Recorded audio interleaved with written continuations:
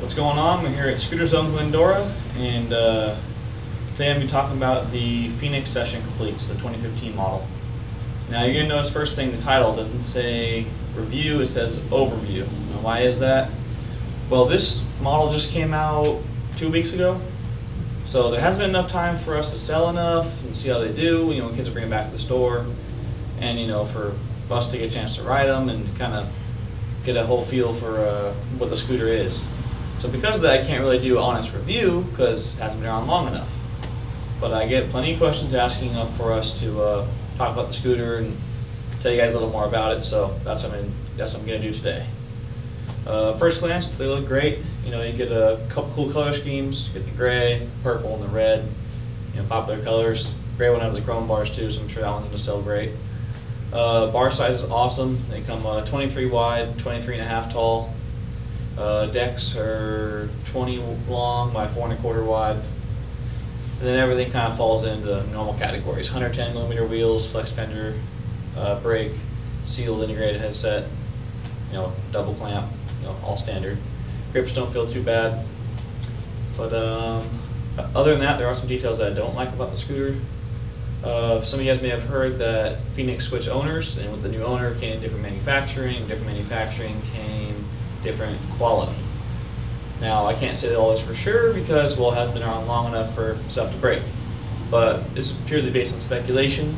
There are a couple things I don't like about these scooters. First one being is they run IHC. Now, the next model up, the sequel, runs HIC. This one does an IHC. With the IHC on this one, the headset cap is actually smaller for a 1-inch fork, and so it's basically part of the compression at this point.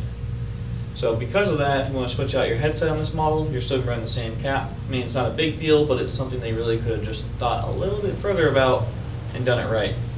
Another thing is the brakes. Might be kind of hard to see from there, but the brakes on these models, they use 3 different bolts. They use 1, 2 here in the back, then 1 forward. That's a lot of brake bolts. Kind of more common thing to go wrong too. And they also don't give you any access below. They use the brake nut is attached to the bottom of the brake, which is cool. It's really user friendly, but they are known to fail eventually. You know, from kids over tightening the bolts up top. So they'll over tighten that bolt too much. Once that little brake nut at the bottom fails, it's going to be very, very hard to get to, because they barely even give enough room for the wheel to clear. Another little thing that most people, you know, won't make a difference to, but for shops like us who work on these things all the time, that's, you know, one more hassle for us to work with on these scooters. Another thing small, the grip tape.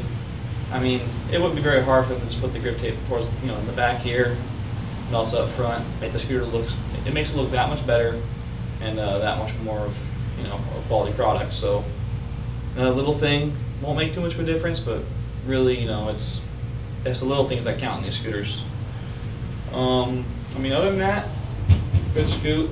Some of the welds along the deck here are a little suspect, and below kind of booger up some spots, but you know, like I said, that may not be an issue. They may be fully penetrated, so you know, couldn't be.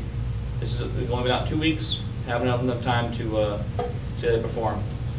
And then one more thing I don't like, they have this little cap right here in the front.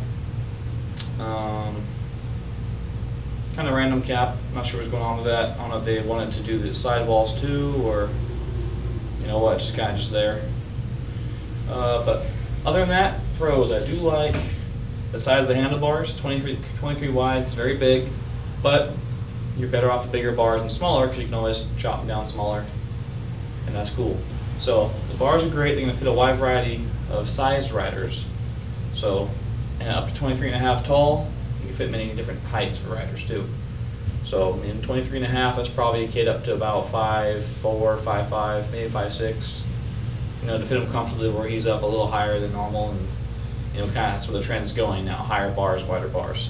So I like what they did there. The double clamp looks great on these things. It's kind of like a reminiscence of their old Slim SCS.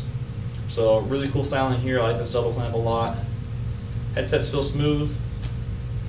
Forks look like the old face forks. They're manufactured a little bit different though, and you know, they're not the old face forks like they used to be, but they look good. Wheels are 110s. simple spoke design pattern, Series 7 spoke pattern. Haven't heard anything bad on these wheels yet, so nothing there. And the brake's the same, curved 110 flex fender. Helps keep the wheels round as it wears them down.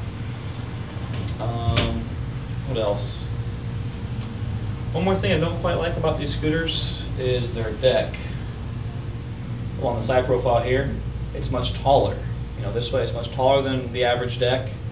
Because of that, the back axle is seated a little further away from the bottom of your deck. It's a little more than a ½ inch away, meaning that your 1-inch pegs, which is the industry standard, when you install your 1-inch pegs on this deck and you're doing 50/50 grinds, you will be sliding on the deck and not your peg.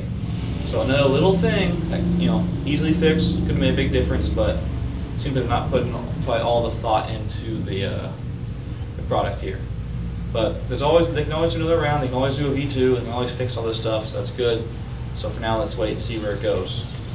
So just to overview real quick, T-bars, 23.5 tall, 23 wide, double clamp, IHC, sealed headset, it's integrated, threadless fork of course, 110mm wheels, the deck's 4¼ wide, 20 inches long, and you get the flex fender brake.